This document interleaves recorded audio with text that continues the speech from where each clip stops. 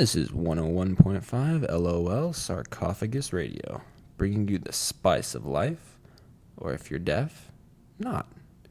Today we have a special guest, Buddy Curbstreet Penguin, or more commonly known as Pigeon. Surfer by day, surfer by night, recent author of the New York Times bestseller. Wow, I can't believe I published a book. Great to have you on the radio today, Penguin, or Pigeon. Do you mind if I call you Pigeon?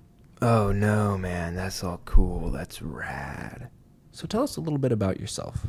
Oh, well, it's just your normal backstory. I was raised by dolphins and aliens. I hear your backstory is a little tragic. Yeah, my mom got eaten by a starfish when I was young. After that, my father flew back to planet Zorgon. Haven't really seen him since. Sometimes I get emails from him with cats, so I guess he's happy. So, tell us more about your book. This is the only book you've ever written, correct? Yeah, no, I've only ever written one book. I've also ever only read one book. I read Curious George Goes to the Circus. In preschool? No, last week. So, tell us how you came up with the title for your book. Well, man, I was out there surfing the other day, and I was having trouble staying on my board, so I started getting mad and yelling at the waves and the sharks, and then it dawned on me. If I was a wave, how would I feel?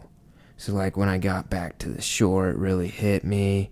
Walked along the beach a bit, petted a seal, scared a couple unicyclists, robbed a bank, killed a man, sailed around the world, found a cure for cancer, climbed Mount Everest, and then it dawned on me. I should write a book on surfing.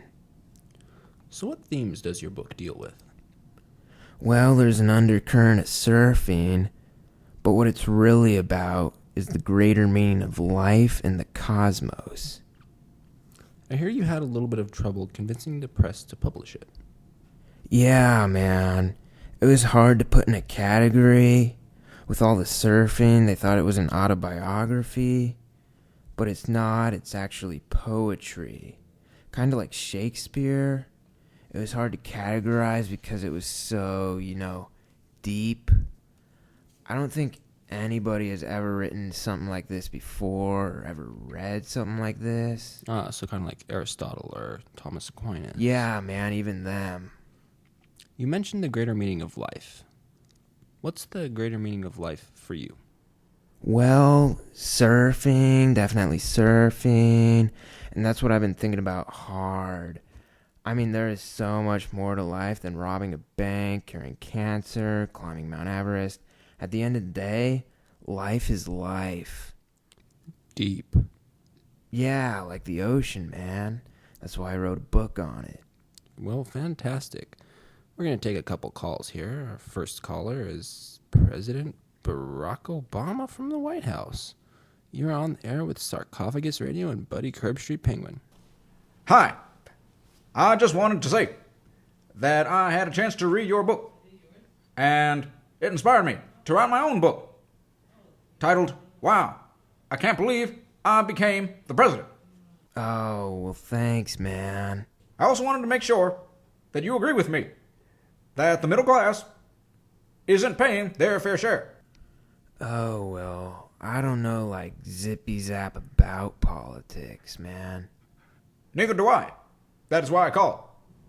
Well, thank you for the call, Mr. President. Faith in America restored. Our next caller is Gladius from the Sticks. Gladius, you're on the air with Sarcophagus Radio and Buddy Curbstreet Penguin. You had a question for Pigeon today? Oh, well, no, I didn't actually have a question for him. I just called because I think he sounds kind of hot. Well, thank you. These are all the calls for today. Thank you, Mr. Penguin, for being on our show today. Up next, we have Professor Butternut and his Pokemon segment. Don't go away. This is 101.5 LOL Sarcophagus Radio.